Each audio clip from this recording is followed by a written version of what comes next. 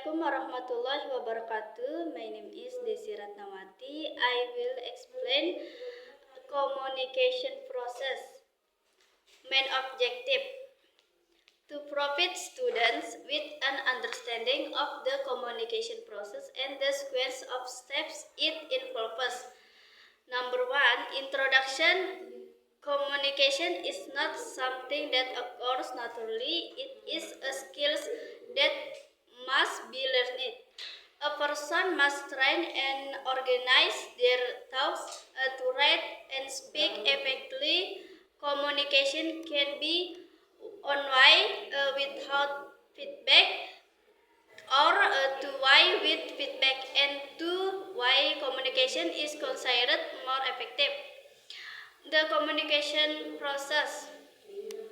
Communication is explained through an operational model rather than just a dictionary definition. The model demonstrates how communication works in practice.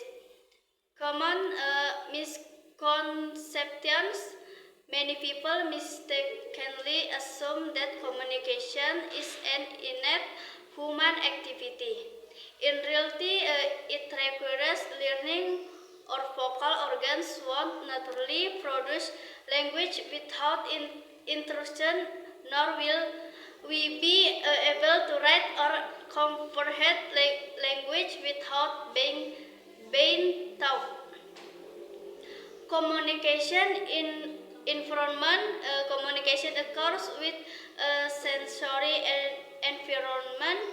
The real world surroundings filled with signs that our sense detect. The process includes sign detection through the five sense: sight, hearing, smell, taste, and touch.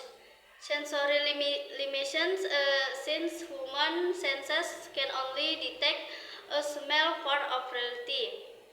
Selective perception, the ability to focus on certain signals while ignoring others.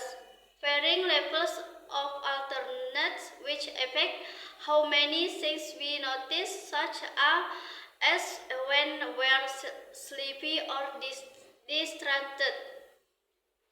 Element of the communication process. The communications process involves the following key components. Number 1, sender. The person who initiates the communications selects and structures the message according to their goal and the audience understanding. Number 1, message. The idea or information that is encoded and delivered. Crafting the message requires logical structure and relevance to the receiver. Number 3, medium. The mode through which the message is transmitted: oral, written, visual, or nonverbal. Number 4, receiver.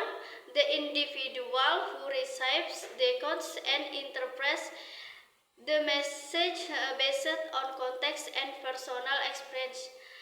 Number 5, the response from the receiver. Feedback allows the sender to know whether the message was understood correctly. Two-way process. Two-way communication is more effective because it improves clarity. It allows the receiver to ask questions and seek clarification. It boosts the receiver confidence and engagement. Stages of an effective communication process. Number 1, clarity, awareness about the topic in the receiver means. Number 2, present ideas clearly and precisely to avoid confusion. Number 3, ensure smooth dialogue by following sound communication strategies. Number 4, reinforce or correct the receiver's understanding. Number 5, achieve the communication objective. Maybe that's all. Waalaikumsalam warahmatullahi wabarakatuh.